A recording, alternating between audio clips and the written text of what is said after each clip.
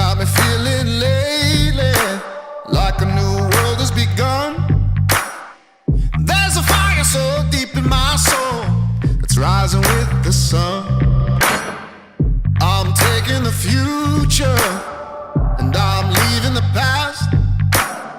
What is up, guys? Welcome to another Walk Talk Wednesday. This is your weekly reminder that walking is a very underrated form of exercise. So if you haven't exercised today, go for a 30-minute walk. But today we're going to be talking about burning the boats. This comes from a pretty cool story in history back in like 1519 of this leader named Cortez leading his men to this island where they arrive at the island. They are outnumbered and he orders his men to burn the boats, meaning they have no form of retreating. It's either they're going to conquer this island and live, or they're going to die trying. And that brings up the question, when is the last time that you've burned your boats? A lot of us have these goals in life and we go for these goals, and the first form of adversity or resistance we get while chasing this goal, we're like, oh man, maybe this isn't for me. Maybe I should just settle for plan B. And that's bullshit. And it reminds me of this artist, this rapper who I'm a big fan of, named Russ. If you haven't heard of him, go check his music out. But he is really inspirational in the way that he came up. He wanted to be an artist and he put out 13 albums and none of them got traction. And 13 albums, not 13 songs, like 13 albums. And then he eventually went on to get some traction, and he's like pretty big in the game right now. He's doing really well for himself.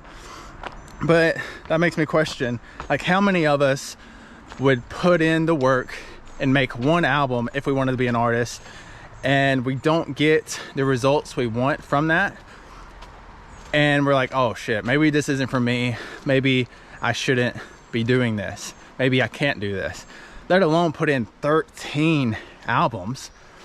And even like people who want to make content on YouTube or maybe start a business, you're like, hey, I'm gonna do this, I have this great video idea, and then the first video you post, it's like it doesn't do as well as you thought it was gonna do.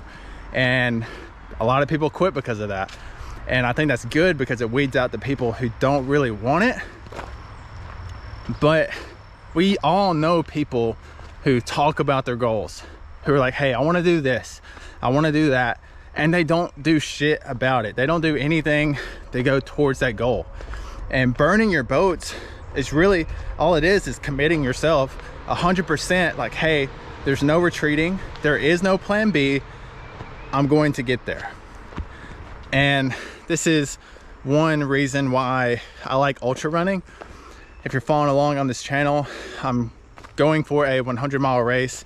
I failed previously a couple months ago, and in a couple days I am doing another 100-mile race to hopefully get my first buckle. But ultra running is really cool because there's no one out here making you run, and you can stop at any time, and it's just voluntary suffering. And you can learn so much about yourself in a day than you could in 6 months or even a year, because of all the adversity and struggle you go through during this run that you don't even have to do. And again, you can stop at any time. And that's why I like ultra running, because you learn so much about yourself, and you learn that 40% rule. Like, whenever you feel like you cannot go any farther, you're only at 40%. You're still capable of 60 more percent than where you're at right now. And a lot of people never realize what they're capable of because they're living at that 40% or even lower. They never try themselves. Every time they get into some adversity, they quit, and they're like, oh, this isn't for me, I shouldn't be doing it. And I failed my last 100-mile race, but I'm still continuing, going on with it until I do succeed.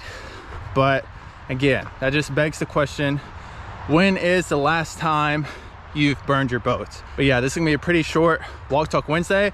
Hopefully you got some kind of value out of it. But yeah, like and subscribe, and I'll see you in the next one. It's a